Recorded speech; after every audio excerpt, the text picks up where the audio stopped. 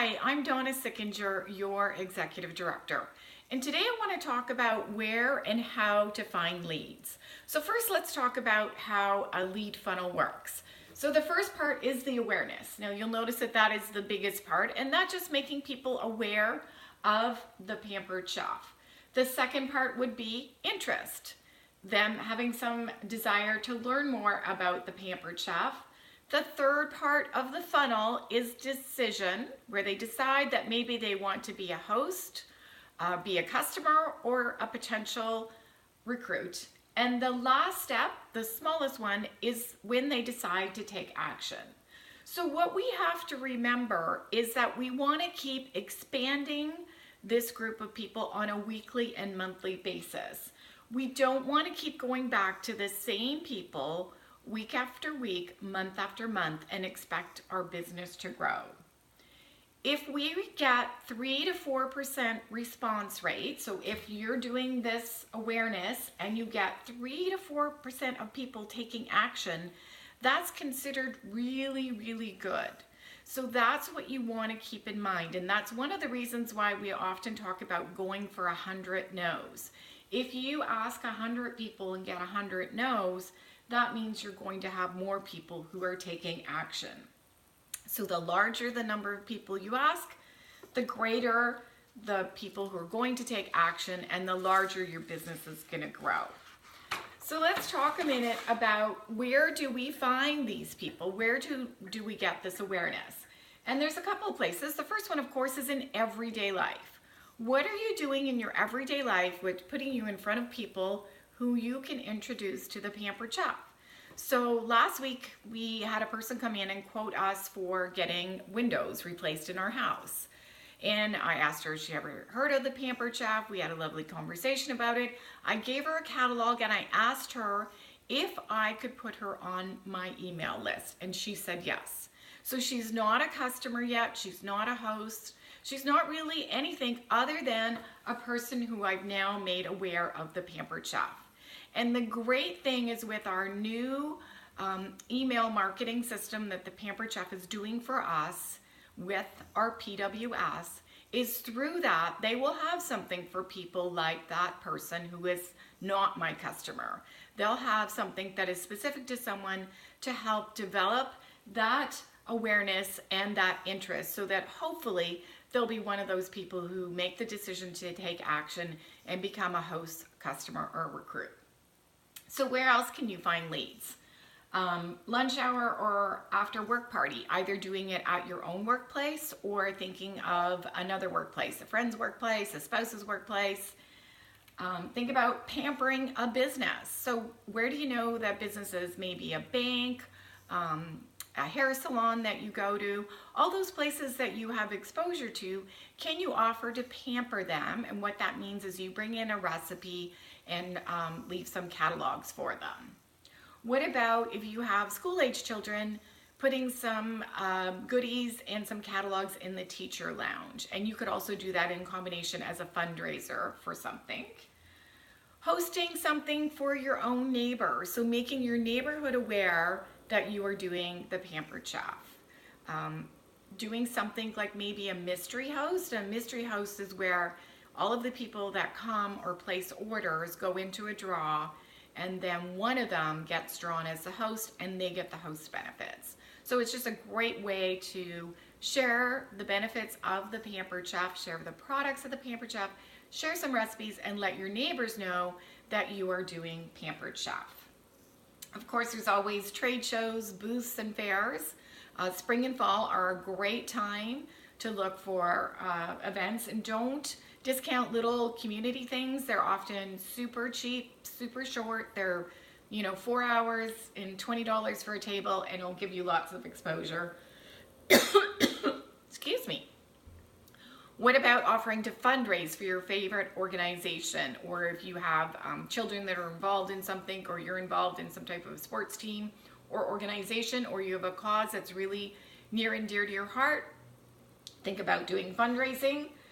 Referrals. Have you asked your current list of customers if they can refer you, and put in a referral bonus for them? Give them something small like a season's best, or money off a future purchase.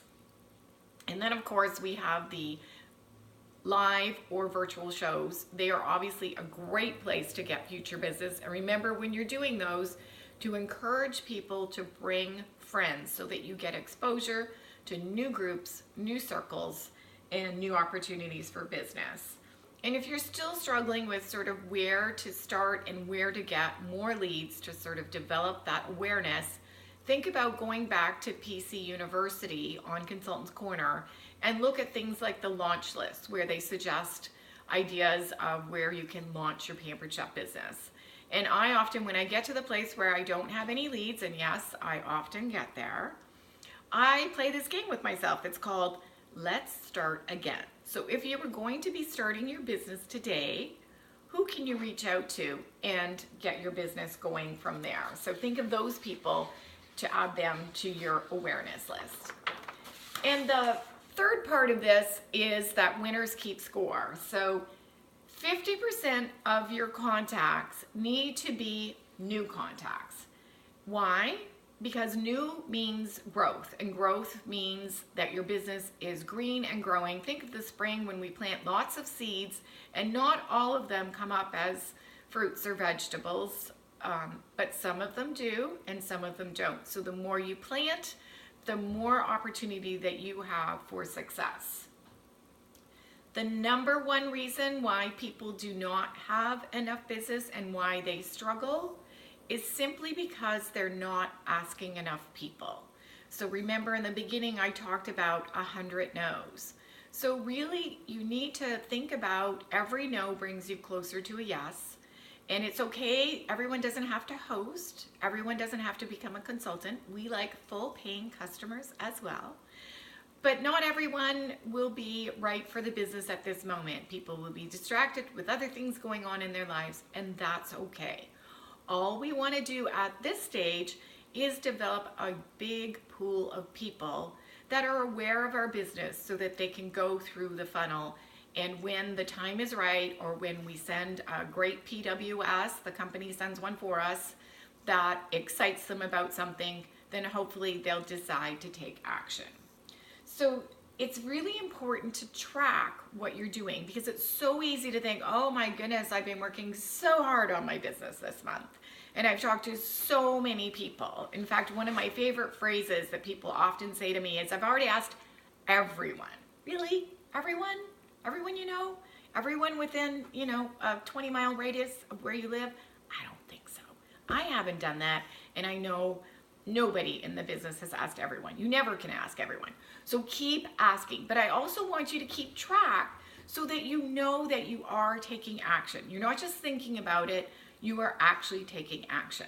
And because 50% of the business, we want it to be new, make sure that you're tracking not just reaching out to current customers and current leads, but also ways that you can reach out to new people. Like we talked about at the beginning, people that you meet in your everyday life, like the person who came to quote me on replacement windows for our house.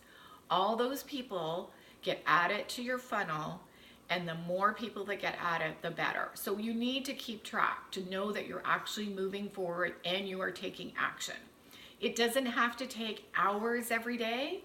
It can be as simple as reaching out to one person a day, and you have to connect with them. You can't just reach out and say, yay, tick done. It has to be someone that you connect with. You can connect with them by calling, by Facebook messaging, by texting, whatever way is best for the person and for you, whatever your method of contact is, but you need to make the connection and have a conversation. And then you need to track it, and remember that we want 50% new. So start by taking a piece of paper and splitting it in two. And on one side, on the left side, write old business and numbers 1 to 10. And on the right side, write new business and numbers 1 to 5. And this week, challenge yourself to reach out to people and add 10 contacts to your old list, current customers, current people that are already in your funnel, and find ways to add 5 people to the new list. It's as simple as that. It really is that easy. Ask and ask and ask again.